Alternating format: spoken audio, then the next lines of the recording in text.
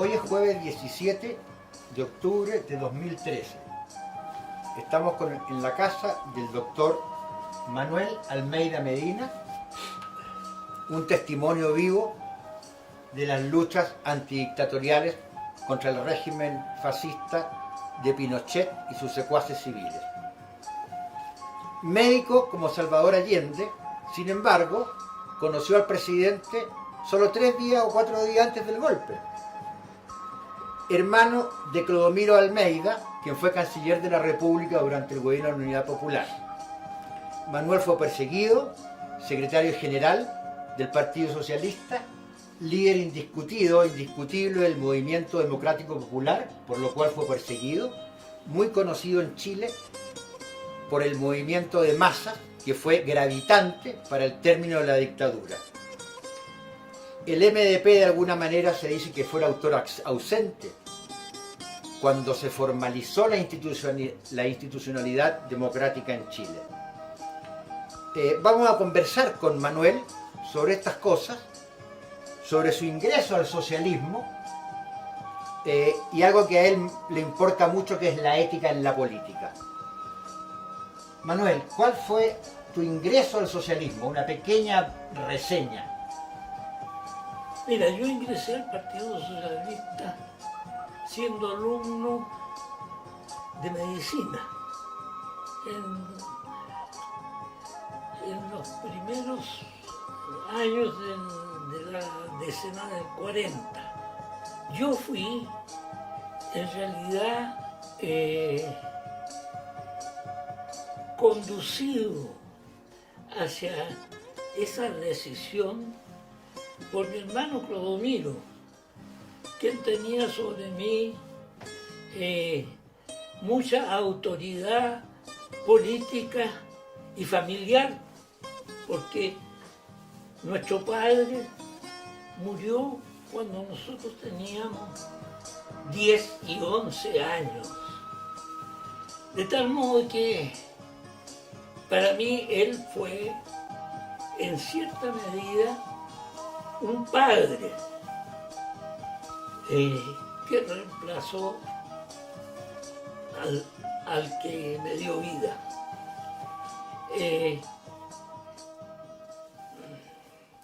Ese ingreso al Partido Socialista en la juventud ocurrió, como digo, en la década del 40 y fue para mí una decisión que se caía de madura. Ya desde mucho antes que eso, Cloro me había introducido en algunos documentos e incluso libros sencillos del marxismo, de tal modo que claramente yo estaba destinado a participar de la política, porque no se entiende un marxista que no acepte la política, ¿por no te parece? Bueno, en fin, ese fue mi ingreso al Partido Socialista. A los integrantes del Centro de Formación Memoria y Futuro, ¿Sí? Nos interesa rescatar esta memoria de este personaje viviente de la lucha antifascista que eres tú y proyectarla al futuro. Porque después de la ruptura terrible que tuvo la institucionalidad en Chile, no obstante lo que has señalado de tu hermano Clodomiro cuando él estuvo en el exilio, tú asumiste una serie de posiciones muy importantes, como es la dirección del Movimiento Democrático Popular. ¿Qué lecciones nos retrotrae hoy a la historia con los movimientos juveniles que hoy se plasman en las calles y que son los verdaderos actores de los partos revolucionarios en la historia del mundo?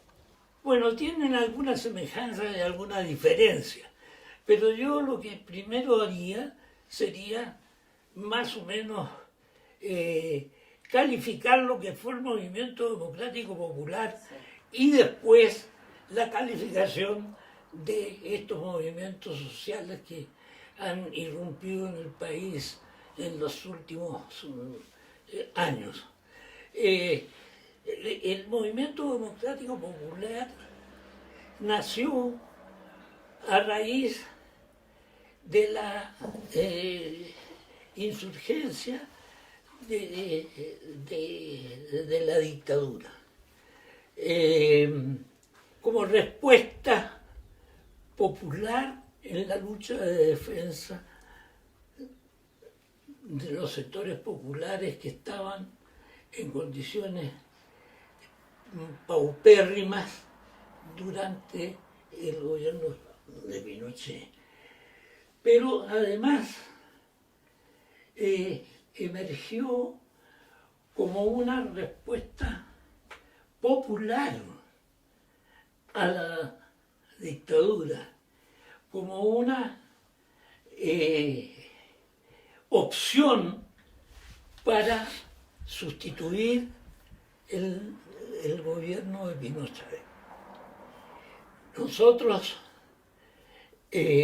conscientes de que no podíamos lograr éxito en la recuperación de la democracia sin el apoyo popular, sin el compromiso de las fuerzas populares en la lucha contra la dictadura, cosa que no se veía por ningún lado al comienzo del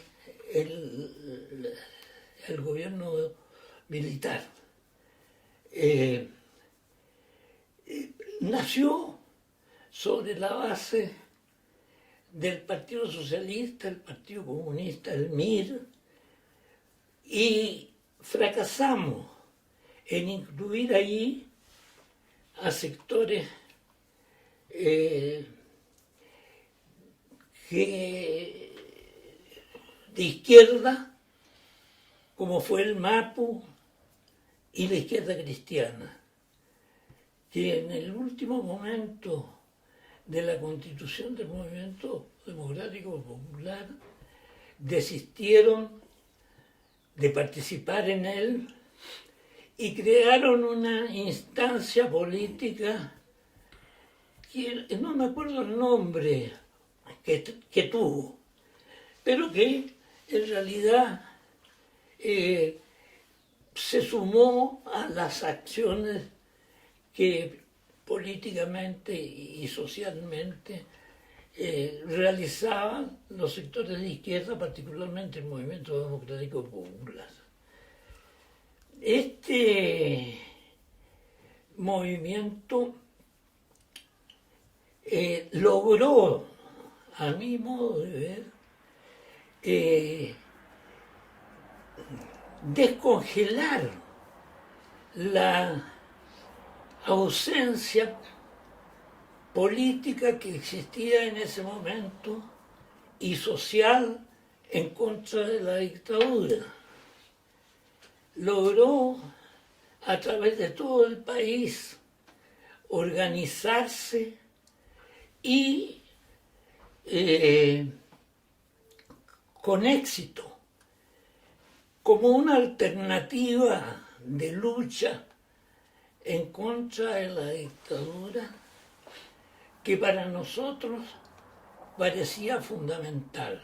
Sin el desarrollo social y político que este movimiento llevó a cabo a través de las movilizaciones, las protestas, creo yo que no habríamos logrado el apoyo electoral que significó el no en el momento en que la dictadura estaba en franco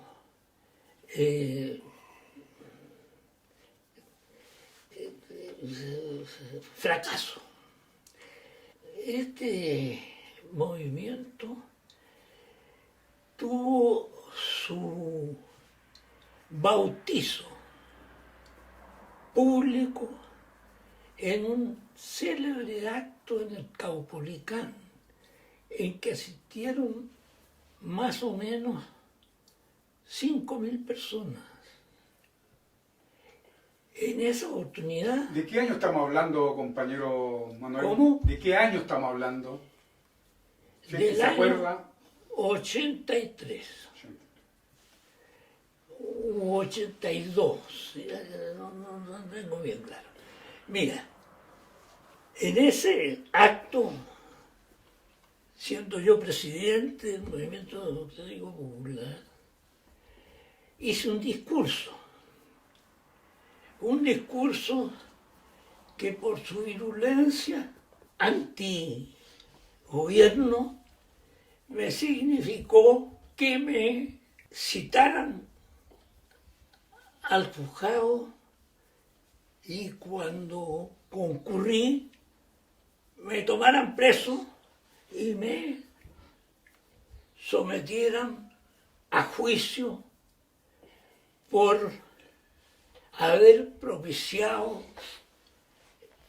el derrumbe y la derrota del gobierno militar. Allí me llevaron allí estuve en la cárcel pública de Santiago durante 2 meses más o menos. Cuando se terminó mi enjuiciamiento y me condenaron a 2 años y medio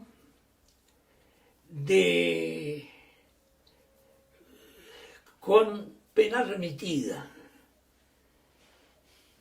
De tal modo que yo en ese momento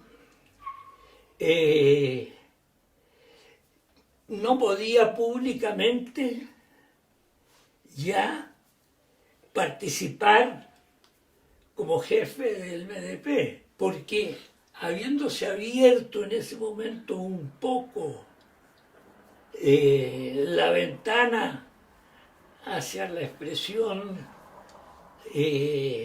política,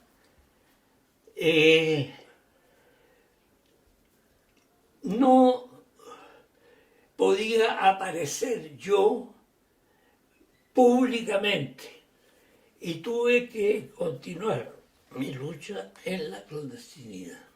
Bueno, podía continuar porque, digamos, ¿cuál fue esa experiencia en la clandestinidad? Porque, de veras que claro, podía continuar a partir de lo mismo. Tenía 2 patas esta pregunta. Claro, la otra es la de la clandestinidad. Bueno, ¿qué semejanza, qué diferencia han tenido con las manifestaciones populares que se han desarrollado últimamente en este país? Bueno, yo creo que como respuesta a las deficiencias de los gobiernos, tanto de la dictadura como el gobierno de la postdictadura,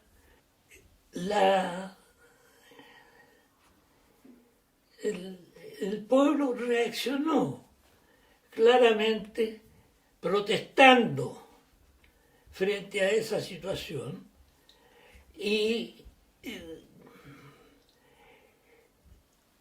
liderados por los pingüinos salieron a la calle para reclamar cambios en la educación secundaria, básicamente, porque esa era su principal reivindicación. Bueno, pasado algunos meses, tal vez, este movimiento fue adquiriendo más que carácter puramente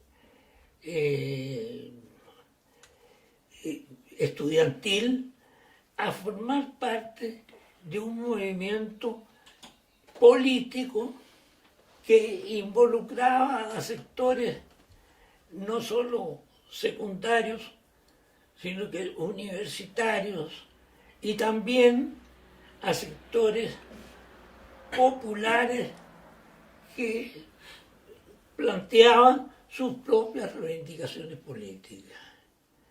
En ese sentido, hay cierta semejanza con lo que fue el movimiento democrático popular, pero los hechos que desencadenaron y la actuación que tuvieron fue bastante distinta, porque el movimiento democrático popular tuvo una actuación permanente de rebeldía frente a lo que ocurría. Yo me acuerdo de haber asistido, por ejemplo, a un acto en Antofagasta, acto que propiciaba el sector de intelectuales y de políticos de reconocido prestigio en contra de la dictadura, y que aceptaron finalmente que el movimiento democrático popular participara en ese acto. Pero en cierto caso es que yo fui aplaudido y el resto no. Y también me recuerdo claramente de un acto en Temuco que fue masivo, ampliamente masivo, en que el movimiento democrático popular se robó el acto. Es decir, nosotros teníamos una actuación permanente a través de todo el país con un carácter, digamos, político francamente revolucionario, porque queríamos echar abajo el gobierno de Pinochet, cuestión que no se plantearon jamás estas movilizaciones populares lideradas por los estudiantes de ahora. Esa es una diferencia. El movimiento democrático popular tuvo dos pilares fundamentales, por lo tanto, que fueron socialistas y comunistas. Y MIR. Tres pilares. Por lo tanto, la organización del movimiento democrático popular descansaba en esos partidos. Descansaba en esos partidos, pero además había otros. Estaba el MAPU obrero campesino, y formaba parte de la directiva también del movimiento democrático popular. Yeah. Pero realmente era ese un partido muy pequeño. Prácticamente el Partido Socialista y el Partido Comunista constituían la mayoría en esa organización, porque el MIR había sido bastante golpeado.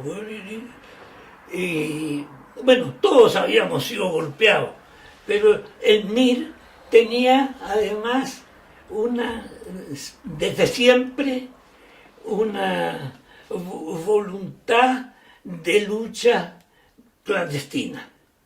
Y nosotros en el Movimiento Democrático Popular lo que pretendíamos era no tener una vida clandestina, sino que aprovechar los momentos de apertura para actuar a cara descubierta frente a la dictadura.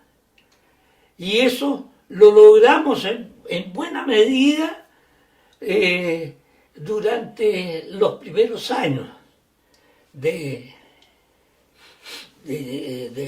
la lucha contra la dictadura. Ustedes recordarán que las protestas que alcanzaron un nivel popular bastante satisfactorio, porque comenzamos muy pocos combatiendo. Me acuerdo de haber estado en la calle Huérfano con bandera, qué sé yo, 10 miembros del Movimiento Democrático Popular haciendo discursos ante la gente que respondía sorprendida de lo que ocurría. En esa oportunidad llegaron los carabineros y trataron, obviamente, de tomarme preso. Pero Pérez de Arce me libró, pero a él lo tomaron preso. Se lo llevaron en el carromato policial. Yo me sentí responsable de que me hubiera defendido y que por eso hubiera caído preso. No sabía el destino que le esperaba. En ese tiempo eso era lo más ignorado. Quedé conflictuado por el asunto. Bueno. ¿Tú ibas a hacer una pregunta? Sí, compañero.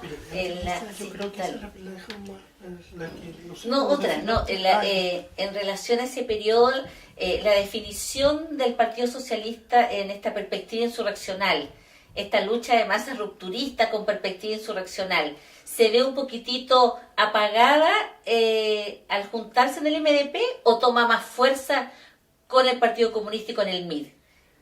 Esta perspectiva insurreccional que era nuestra perspectiva. Claro. Lo que pasa es que el Partido Socialista, como los demás partidos de izquierda, antes de la formación del MDP, habían tenido una vida clandestina nomás.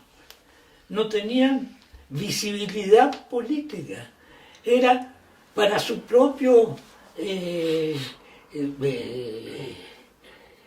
propósitos políticos, pero no aplicables claramente en ese momento, porque no había realmente espacio para llevar a cabo esa política que usted señala.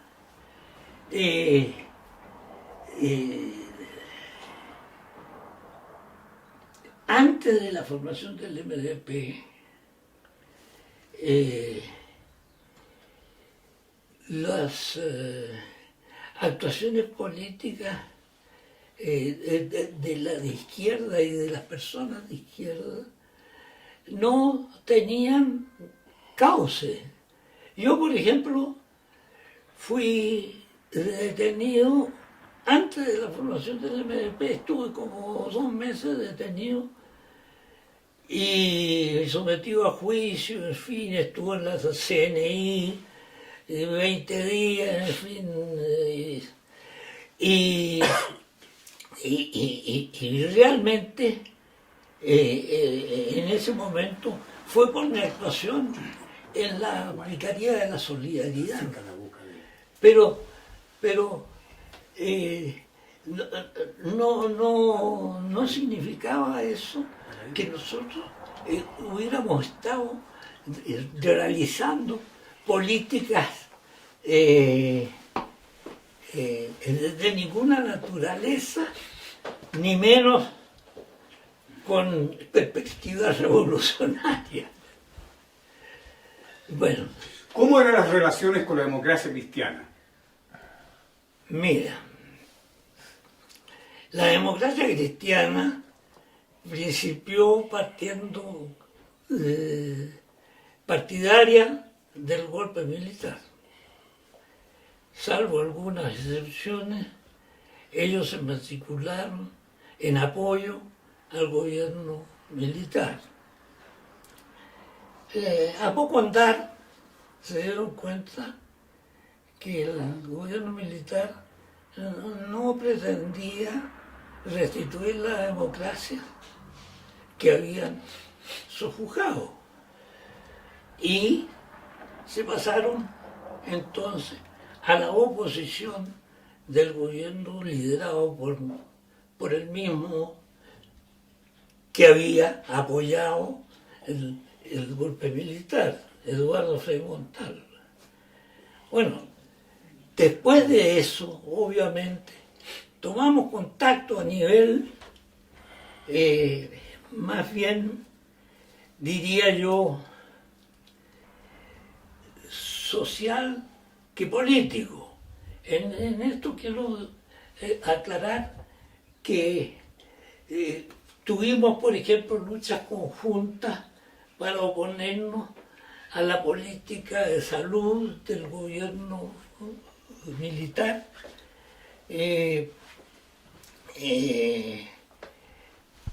Pero no teníamos coincidencias políticas en la lucha en contra de la dictadura. Nuestra intención siempre fue lograr encontrar un momento político de entendimiento con la democracia cristiana para fortalecer la lucha contra la dictadura. Y eso fue absolutamente difícil, porque la democracia cristiana tenía aversión al Partido Comunista y cualquier iniciativa que se pretendía en conjunto era vetada desde el punto de vista político y no desde el punto de vista social, porque desde el punto de vista social teníamos entendimiento para la lucha contra la dictadura. Pero, bueno, eso, mira, fue un largo proceso. Pasó por varias instancias políticas que sustituyeron al movimiento democrático popular y que finalmente lograron primero a través de un contubernio en el fondo político, pero para el país solo gremial, con la democracia cristiana. Lo que finalmente, cuando se terminaron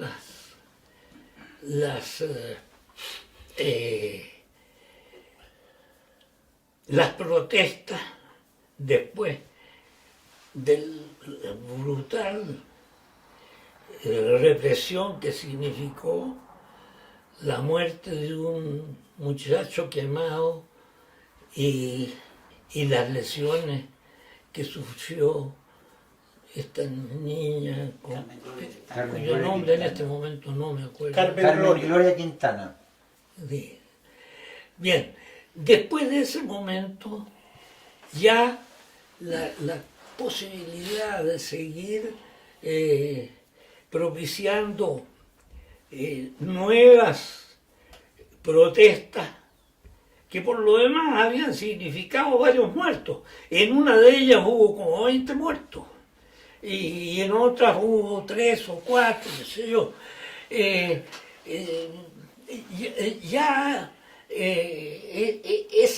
Esa forma de lucha fue desechada y empezó a tener más importancia dentro de la lucha en contra de la dictadura, para traducirla más bien en el ámbito político, ¿ya? En el ámbito político, y eso significó que primero, sobre la máscara de ser solo un entendimiento social, pero que en el fondo era político, se fue gestando la posibilidad de llegar a la lucha del no, habiendo logrado que la izquierda, incluido el Partido Comunista, aceptaran participar en esa lucha que en un momento pareció demasiado audaz, pero que los hechos demostraron que realmente constituía una iniciativa política de éxito. ¿Cómo fue? Compañero, bueno, usted fue un actor muy relevante como presidente del MDP y también lo fue cuando tuvo que sumirse en la clandestinidad. Evidentemente fue muy dinámica su actitud. Yo también fui testigo de cómo usted se logró reunir con pobladores de Pudahuel, Cerro Navia y Lo Prado en actitud clandestina. ¿Cómo nos podría relatar un poco esa experiencia clandestina que usted tuvo en el periodo? Claro, yo estuve clandestino mucho tiempo y no dejé por eso de tener actitud política. Tanto que yo era el jefe del partido en la clandestinidad y me movía por todas partes, pero clandestinamente. Es decir, que yo lo que perdí fue la presencia pública, pero seguí en la misma lucha y más de alguna vez tuve algunos tropiezos, porque si bien no era un actor principal a la vista, no por eso dejaba de ser un peligro para la dictadura. Tanto es así que de repente llegaron a mi casa. Yo tenía que, como les dije, que yo estaba condenado a 2 años y medio y tenía que firmar. Pero resulta que un día llegaron a mi casa y echaron abajo la reja y bajo la metralleta tuvieron a mi yerno y a mi hija. Y afortunadamente yo no estaba, pero eso significó claramente que, no obstante yo no tener oficialmente actividad política abierta, digamos, yo constituía un peligro. Desde ahí que ya se comenzó a pensar en que mi permanencia en Chile era riesgosa. Y creo que eso fue un hecho que el partido pesó como que era tiempo de que yo saliera del país. No hay dudas, compañero Almeida, que la caída de la dictadura fue resultado, por lo que usted dice, de la lucha social. Y por lo tanto, todas aquellas opiniones que se dieron en torno a que la caída de la dictadura se dio por una propaganda audaz que se hizo en el no tienen mucha, digamos, asidero. Lo que usted relata las jornadas de lucha que se dieron largas, fue un proceso donde participaron fundamentalmente el pueblo en su conjunto. Yo creo que eso tuvo una gran importancia. Desde luego, para convencer a la gente de que se podía luchar en contra de la dictadura. Si antes la gente pensaba que esa vía, esa posibilidad de lucha era imposible. Bueno, los hechos demostraron lo contrario. Hubo bastante. Y bastante éxito en la lucha popular en contra de la dictadura. En cambio, la lucha que daba la Alianza Democrática era una lucha que pretendía convencer a la dictadura de que había que caminar hacia la conquista de la democracia. Pero la Alianza Democrática sufrió varios engaños de parte de la dictadura en las conversaciones que tenían. Me acuerdo perfectamente de cómo fue burlada en más de una ocasión la Alianza Democrática en su intención de lograr el cambio a través de las conversaciones, de las reuniones que tenían con el gobierno, especialmente con el ministro del Interior. En este momento... Onofre Jarpa. ¿Y cuál fue la influencia que tuvo Estados Unidos en doblarle la mano a la dictadura y acercarlo a la alianza para la entrega del poder? Mira, Estados Unidos, hoy el gobierno yanqui comenzó, antes que la Unidad Popular llegara al gobierno, a intervenir por diferentes medios para hacer imposible la posibilidad de gobiernos de izquierda en Latinoamérica que pudieran continuar la infección que había estallado en Cuba. Chile habría sido para ellos la señal de que la epidemia podía alcanzar límites inconvenientes para su política, no solo frente a América Latina, sino que frente a todo el mundo, digamos. Y su intervención fue muy decisiva. Acuérdense ustedes del paro de los camioneros, por ejemplo, que fue financiado por ellos. Y el paro de los camioneros fue un hito muy importante para el derrumbe del gobierno popular. No, su participación no solo fue en dinero, sino que también estuvieron involucrados en el atentado en contra de Schneider y su asesinato, digamos,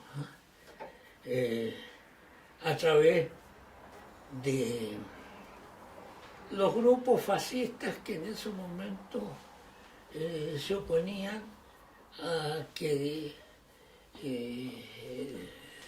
la Unidad Popular ejerciera el poder. Ese movimiento de masas, quiero insistir sobre ese punto que Sí. tuvo el MDP.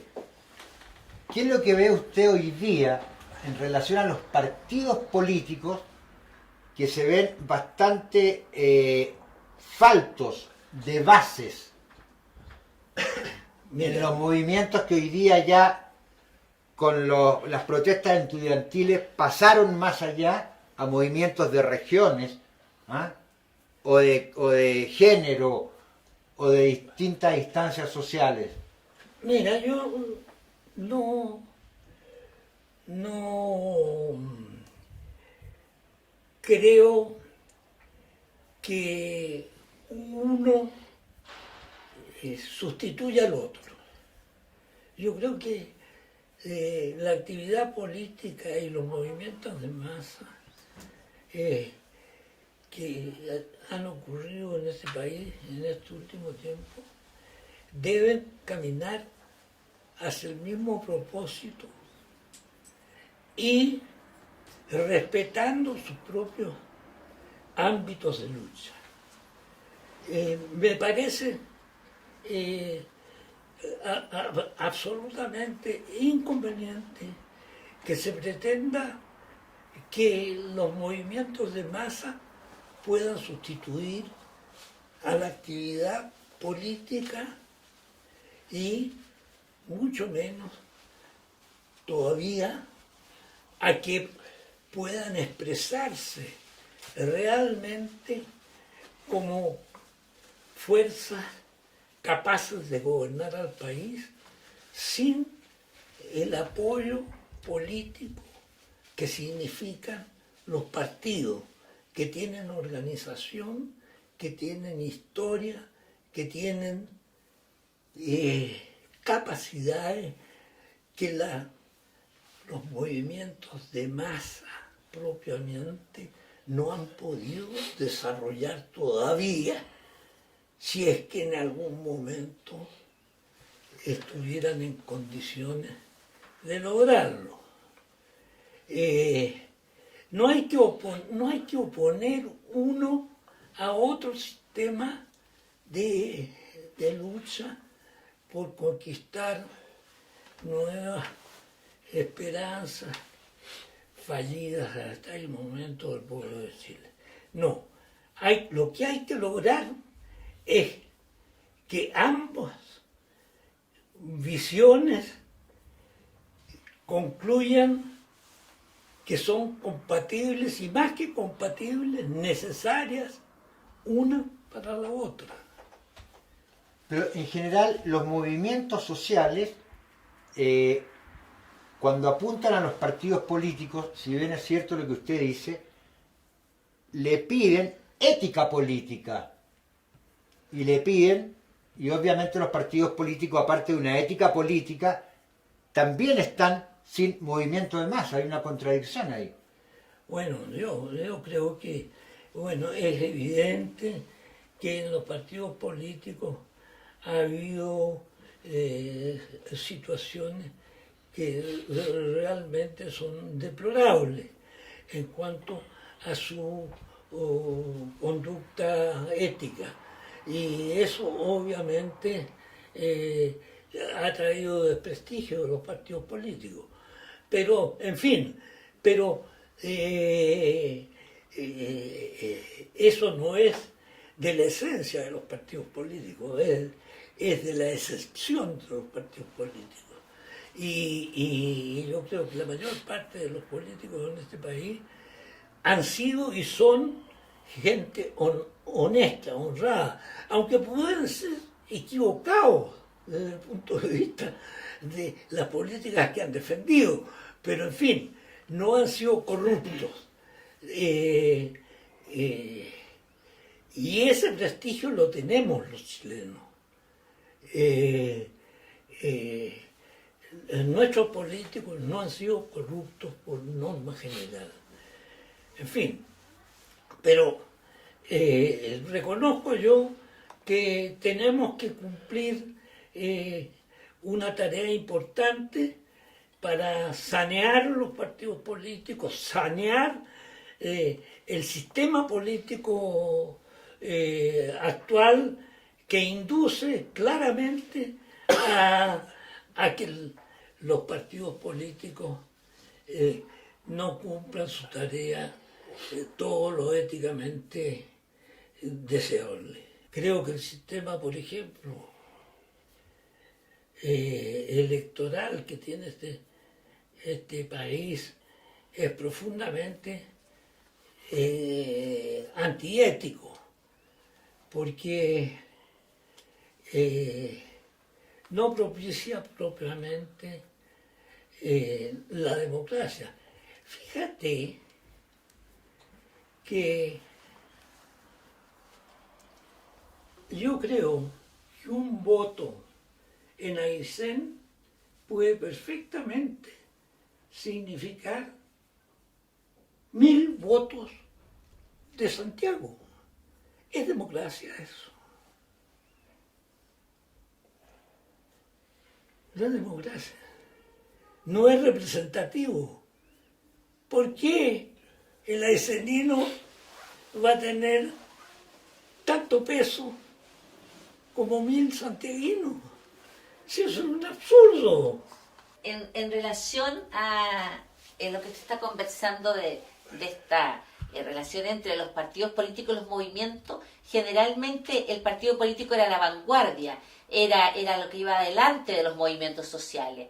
¿Será que ahora los partidos políticos de centro izquierda se están acomodando o están utilizando los movimientos sociales para no desaparecer como entes políticos? No. Lo primero es, coincido con usted, los partidos políticos eran los que conducían los movimientos sociales hacia la lucha política y eran los que marcaban la ruta a seguir. Pero eso no significa que ahora no deban nuevamente retomar esa misma tarea. Lo que hay es que, dadas las condiciones que se han dado de desprestigio de los partidos políticos y de insurgencia competitiva de los movimientos sociales, que no tienen por qué ser competitivos, y en eso yo tengo un reproche a esos movimientos sociales. Que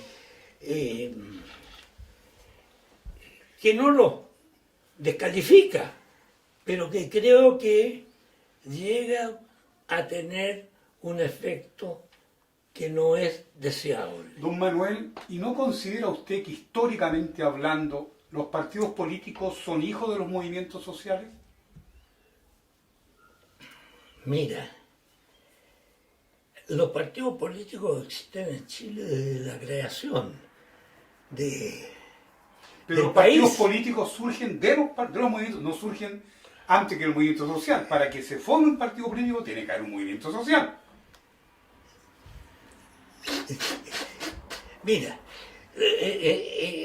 hablando de Chile, a este respecto, los movimientos políticos surgieron antes que los movimientos sociales. Porque la lucha por la independencia de este país no la hizo el pueblo chileno. Incluso el pueblo chileno estaba dividido, la mitad estaba con los españoles. De tal modo que los partidos políticos, como los movimientos sociales, se generan por las injusticias de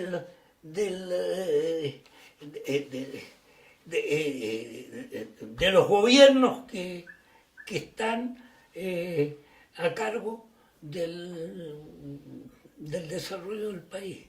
Son cosas que nacen conjuntamente, diría yo. No creo que aquí los movimientos sociales hubieran gatillado la presencia de los partidos políticos. Ni creo que los partidos políticos hayan sido siempre agentes de favorecer la expresión popular en la lucha política. Creo que se generan por las mismas razones y Bueno, a veces logran potenciar sus capacidades y a veces se esterilizan.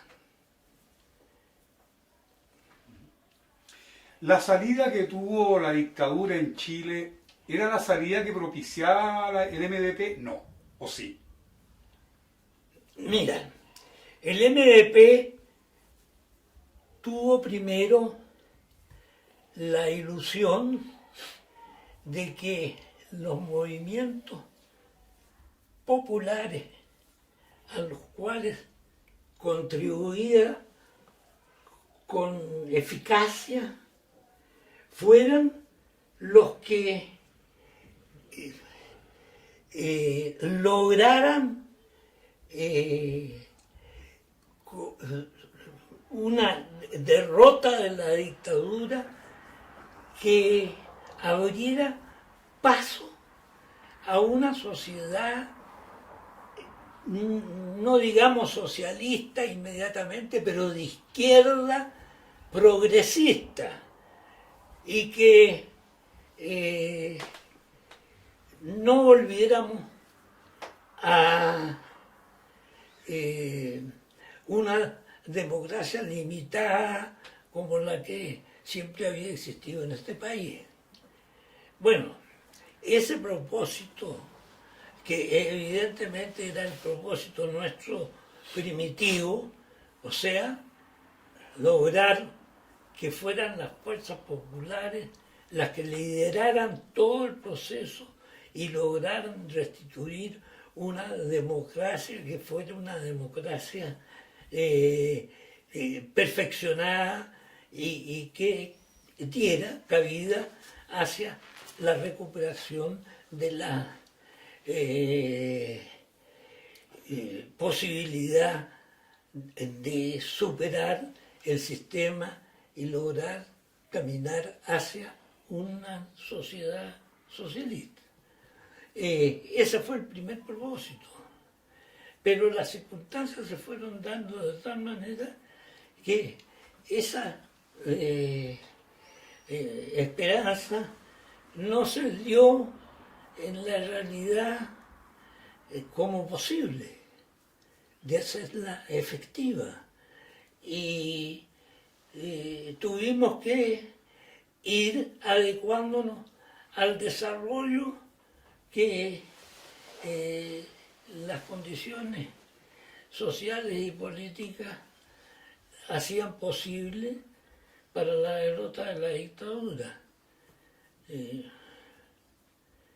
Y finalmente llegamos a aceptar una superación de la situación que mantenía la dictadura militar, que no era plenamente satisfactoria, como fue demostrado,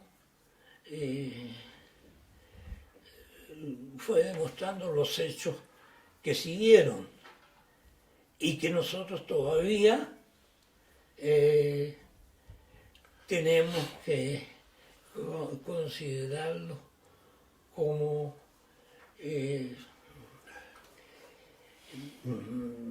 limitaciones a lo logrado. Don Manuel, entonces, ¿perdió la izquierda? Mira, yo creo que ganó Chile. Ganó Chile, pero es claro que todo este proceso ha perjudicado más a la izquierda. Eso no cabe duda. Ahora, últimamente, y diría yo, en la cual han participado estos movimientos sociales, están, yo creo, poniendo en cierta medida las posiciones más de izquierda. Pero vamos a ver qué pasa ahora. Si es cierto lo que yo digo en la elección presidencial.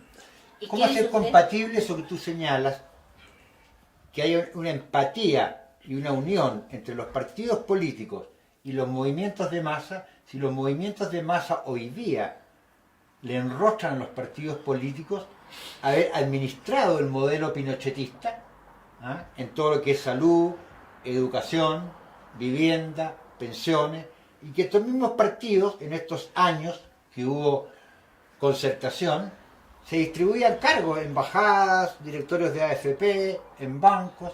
Eso es lo que la gente alega. ¿Cómo poder llegar a esta unión? ¿Ah? O que un parlamentario discuta en el Congreso si se sube 5.000 o 4.900 porque el país no se hunda al salario mínimo, mientras ellos ganan 20 millones. Claro. Eso es lo que a la gente en la masa le molesta. Sí, yo creo que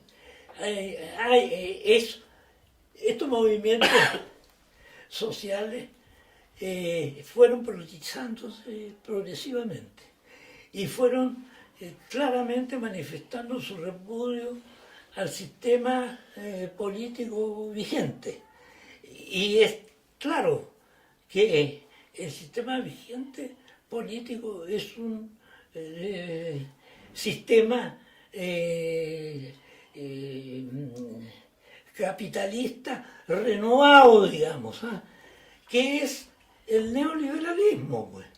Neoliberalismo que evidentemente a veces tiene expresiones muy oligárquicas y a veces tiene expresiones mucho más de izquierda, pero como en todo el mundo este sistema neoliberal se balancea de posiciones más de derecha y de posiciones más de izquierda, y esto pasa en Columpio. todo el mundo. Es el columpio, ¿no? El péndulo. Este es el que yo llamo el columpio, que va de un lado para otro, en todas partes del mundo por lo demás.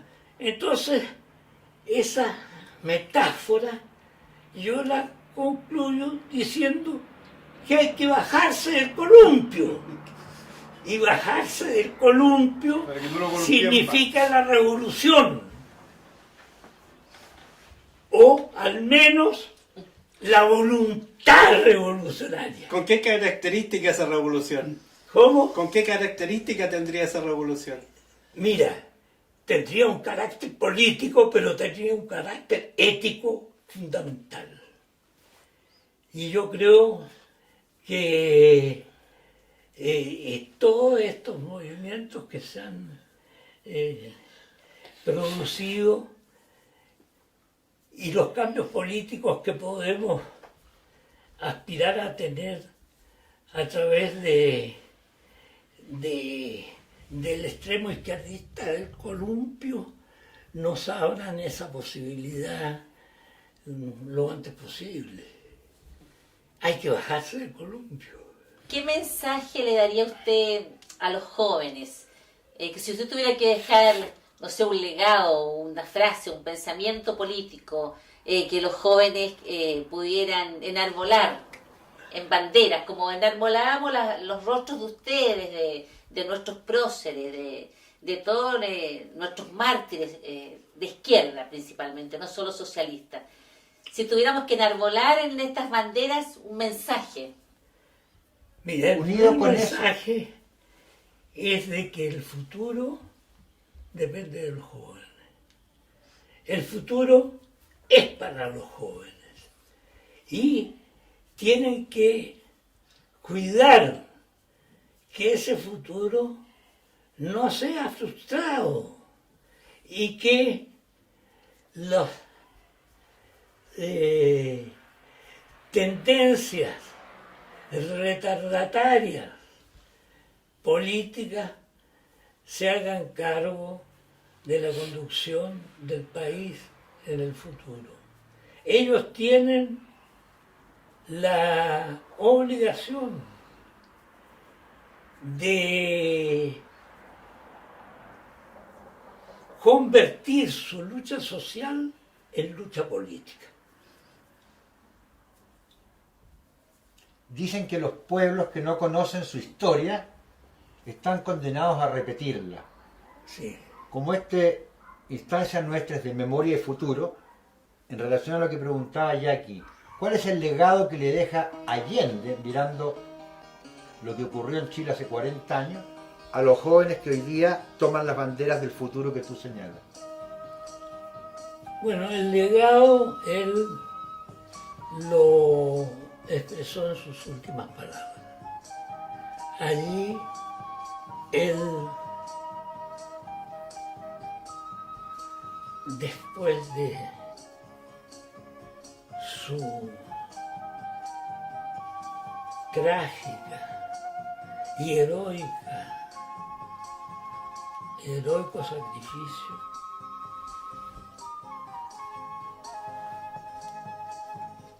les expresó que los momentos amargos serían superados.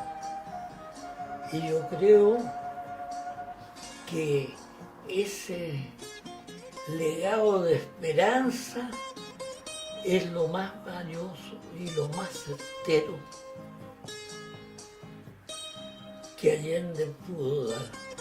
Aparte de que se dio en un contexto de una profunda actitud ética que él llevó hasta sus últimas consecuencias, en el sentido de no traicionar al pueblo que lo había elegido presidente.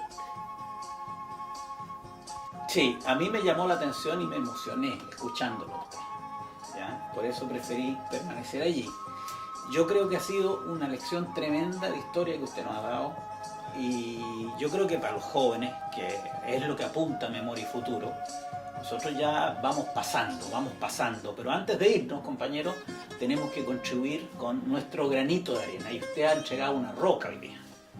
Yo estoy feliz de esta entrevista que hemos hecho entre todos como equipo de Memoria y Futuro, y estoy seguro que le vamos a sacar mucha punta al lápiz con sus sabias palabras.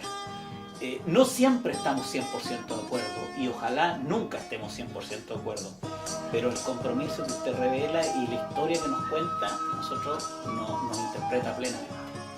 Así que yo le doy un aplauso. Gracias, compañero.